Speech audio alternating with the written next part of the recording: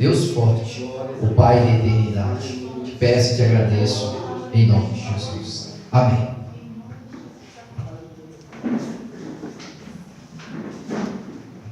Glória a Deus. Glória a Deus. Glória a Deus. Quero cumprimentar a igreja com a graça e paz, amém? Hoje nós vamos dar um estudo e eu quero assim até já intitular o tema desse estudo de hoje. O tema é: os judeus e o gentio são o terceiro tempo. Os judeus e o gentio são o terceiro tempo. Pastor, é muito difícil falar isso. É difícil para quem tem preguiça de ler a palavra, né? Tem preguiça de ler, tem preguiça de meditar, tem preguiça de se achegar a Deus, porque quando nós olhamos para a Bíblia Sagrada, no Evangelho de João, capítulo 5, versículo 39, Jesus ele disse uma palavra clara e extraordinária, né? Ele diz: examina as Escrituras, porque vocês cuidarão ter nela a vida eterna. São elas que de mim testificam. Então, se nós examinar as Escrituras, nós vamos ter a vida eterna. Porque às vezes a pessoa fala assim: eu vou para a igreja. Irmãos, igreja não salva ninguém. Homem não salva ninguém. Quem salva é uma fé assumida em Deus, na pessoa de Cristo Jesus. Se nós tivermos uma fé assumida e uma fé praticada e guardar até o fim a nossa fé, nós é salvo. Caso contrário, nós perdemos a salvação, porque se você for analisar quando Deus tira Israel do Egito, a Bíblia diz que Deus destruiu os que não creram, aqueles que foram contra a palavra de Deus, aqueles que murmuraram, aqueles que questionaram. E Judas diz isso. Judas, quando nós começamos a estudar o livro de Judas, nós vemos que Judas diz essas coisas. Então, vamos conservar a nossa fé, vamos acreditar. Mas eu quero usar um texto nesta noite como base daquilo que a gente vai estar ministrando. Hoje não vai dar para terminar o estudo todo, não vai dar. Hoje é só a primeira parte, para que a gente possa ter uma noção que não adianta os judeus querer restaurar a menorá, não adianta os judeus querer restaurar a ovelha vermelha, não adianta os judeus querer restaurar o sacerdócio, não adianta os judeus querer restaurar o caldeirão, a cuia de ouro, não adianta os judeus querer restaurar a arca da aliança, não adianta. Nós é o terceiro templo, e eu vou mostrar na Bíblia para com os irmãos. Mas antes disso, eu quero estar lendo aqui para a gente entender o sentido da coisa. Primeiro livro de Crônica, vamos entender e aprender por que é que nós é o terceiro templo. Primeiro livro de Crônica, capítulo 17. Primeiro livro de Crônica, capítulo 17, versículo 2. Vou ler do versículo 1 para que a gente possa ter uma noção e uma compreensão mais profunda da palavra do Senhor. Diz assim, primeiro livro de Crônica, capítulo 17. Davi deseja edificar um templo, mas Deus não permite. Sucedeu, pois, que morando Davi já em sua casa, disse Davi ao profeta Natã: eis que mora em casa de cedro, mas a arca do concerto do Senhor está debaixo de cortina. Então Natã disse a Davi: tudo quanto tens no teu coração faz, porque o Senhor é contigo. Versículo 3. Mas sucedeu na mesma noite que a palavra do Senhor veio a Natã, dizendo: vai e diz a Davi, meu servo, assim diz o Senhor: tu me não edificará uma casa para morar, porque em casa nenhuma morei, desde o dia que vi subir Israel até o dia de hoje, mas fui de tenda em tenda e de tabernáculo em tabernáculo. Guarde isso, isso é muito bom para a gente compreender Apocalipse 11. Veja o que Deus disse: em casa nenhuma morei, mas eu fui de tenda em tenda. Isso dá a dizer que Deus foi de casa em casa, de tenda em tenda, de tabernáculo em tabernáculo. Guarde isso. Isso é muito bom para a gente entender sobre o terceiro templo. Dando continuidade, versículo 6.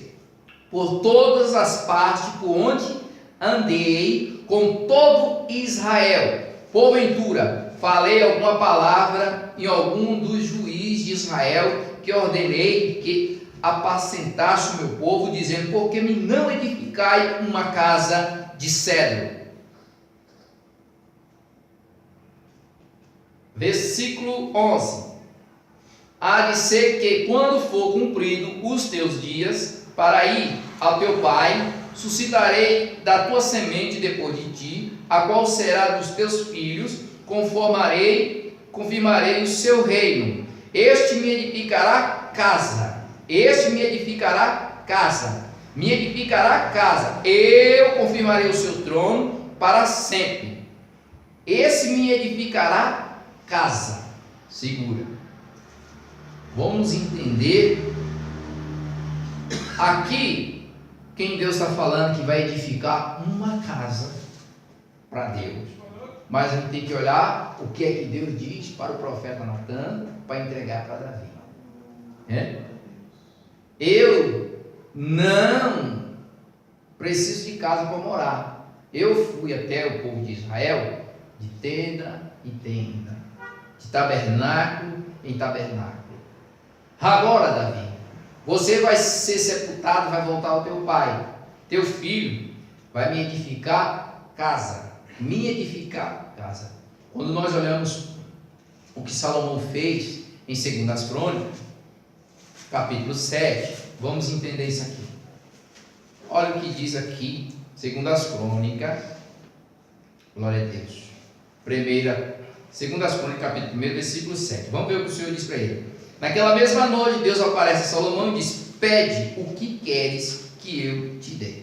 Salomão pede sabedoria para Deus. No capítulo 3, a construção do templo começa. No capítulo 3, a construção do templo começa. Mas no capítulo 7, versículo 14 a prosseguir, olha o que diz. Versículo 11 adiante. Assim Salomão acabou a casa do Senhor e a casa do rei. Tudo quanto Salomão intentou fazer na casa do Senhor e na sua casa, prosperamente efetuou. E o Senhor apareceu de noite a Salomão e disse: ouvi a tua oração. Agora presta atenção nisso aqui, ouvi a tua oração, escolhi para mim este lugar, para casa de sacrifício. Guarde isso, casa de sacrifício. Se eu cerro os céus e não houver chuva, ou se ordenar os gafanhotos que consumam a terra, ou se enviar peste entre o meu povo, se o meu povo, que se chama pelo meu nome, se humilhar, orar, buscar minha face, se converter dos seus maus caminhos, então virei do céu, perdoarei os seus pecados, sararei a sua terra. Agora estarão abertos meu olho, atento meus ouvidos à oração deste lugar. Guarde isso. Porque agora escolhi e santifiquei esta casa, para que o meu nome esteja nela perpetuamente. Guarde isso. E nela estarão fitos meus olhos e o meu coração todos os dias. Todos os dias. Quanto a ti, se andares diante de mim como mandou Davi teu pai, e fizer conforme tudo que te ordenei, e te guardar os meus estatutos e os meus juízos, também confirmarei o trono do teu pai, conforme o concerto que fiz com Davi teu pai, dizendo: não te faltará varão que domine sobre Israel. Agora, presta atenção no versículo 20, que eu vou estar adiantando, e o 21. Olha o que diz: então os arrancarei da minha terra, que lhe dei, lançarei da minha presença esta casa, guarde isso, que consagrei ao meu nome. Aqui está segredo, viu? E revelação. Farei com que seja por provérbio entre o monte e entre todas as gentes, e desta casa que for tão exaltada, qualquer que por ela passar se espantará e dirá: por que fez o Senhor assim com esta terra e com esta casa? Dirão: porquanto deixaram o Senhor Deus de seus pais, que tirou da terra do Egito, e deram a outros deuses, prostraram a eles, serviram, por isso eles trouxe sobre ele todo esse mal. Se fosse ensinado só isso aqui, você já ia ver que a palavra de Deus não vai entrar em contradição. Deus não quer casa. Ele não queria casa. É a primeira parte, a gente tem que aprender por aqui, senão a gente não entende. Davi deseja fazer essa casa para Deus, mas Deus está dizendo para Davi: não habito, não moro, fui de tenda em tenda e de tabernáculo em tabernáculo. Não, eu não habito.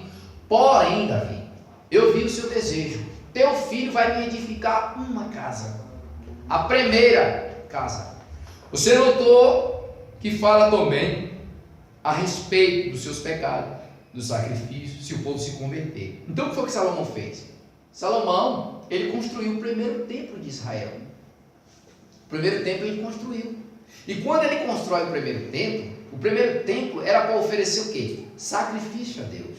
Oferecer as coisas certas, as coisas consagradas, os sacrifícios, as coisas de Deus. E o que é que o povo de Israel faz? Se prostitui. O povo de Israel, eles abandonam Deus, eles se curvam diante de deuses estranhos, eles sacrificam coisas que não era para sacrificar, animais cegos, animais coxos. No segundo tempo, você vê o que é que Jesus faz sobre o comércio lá dentro, é o segundo tempo. Aí o que é que ele faz? Deus vai cumprir isso aqui, o versículo 20 e o 21. Ele vai permitir que Nabucodonosor entre dentro de Jerusalém e destrua o primeiro templo. O primeiro templo que Salomão constrói, Deus permite Nabucodonosor, por isso que ele chama Nabucodonosor de meu servo. Ele chama Nabucodonosor de meu servo e diz assim: eu entreguei essa cidade na vossa mão. Por causa de quê? Por causa do vosso pecado. Deus não precisava de templo. Foi Davi que queria, Salomão, Deus falou: não, Salomão vai fazer porque você vai morrer. Você vai ser sepultado, você vai ao seu pai, vai ficar lá, seu filho vai construir. Só que tem um porém. Esta casa, quando nós olhamos aqui para o que Deus está falando, Salomão, aqui tem um plano de uma casa espiritual, dentro do capítulo 7, do versículo 14 a prosseguir, tem um plano espiritual e nem todos entendem, nem todos conseguem entender, porque só pensa que as coisas de Deus é literal, mas as coisas de Deus, Paulo diz que se define espiritual. Quer ver uma coisa? Deus abandona e risca a casa levantada por mão de homem, mas a casa espiritual, ele está dizendo qual é o plano. Quer ver? Observa.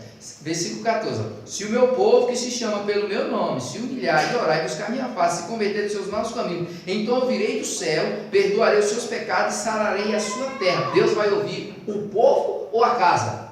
O povo. Agora estarão abertos meu olho e atento meus ouvidos à oração deste lugar, a oração deste lugar. Se o povo se humilhar, ele pode estar no monte. Se o povo se humilhar e orar, ele pode estar na beira da praia, como Paulo estava ali, que saiu uma vendedora de púrpura. Pode estar onde for. Se humilhar para orar, Deus vai ouvir, porque Deus ouve. É aonde que Deus ouve? Deus ouve o santuário espiritual. Deus ouve o santuário espiritual. Aí ele diz uma coisa no versículo 16, e aqui que a gente tem que entender o plano espiritual. Ele diz: porque agora escolhi e santifiquei esta casa. Peraí, escolhi e santifiquei esta casa. Ora, aquilo que Deus escolheu e santificou, ele não pode voltar atrás. Aquilo que ele escolheu e ele santificou, ele não pode voltar atrás. Então ele não estava falando aqui de uma casa levantada pelo pedreiro. Ele não está falando aqui de uma casa levantada pelo carpinteiro, pelo armador, não, pelo engenheiro. Ele está falando aqui o plano espiritual. Dentro do que ele está dando para Salomão, ele já está fazendo um projeto espiritual. Santifiquei esta casa e escolhi, porque agora escolhi e santifiquei esta casa. Vamos ver? Lê para nós aí João 15, versículo 3 e versículo 25.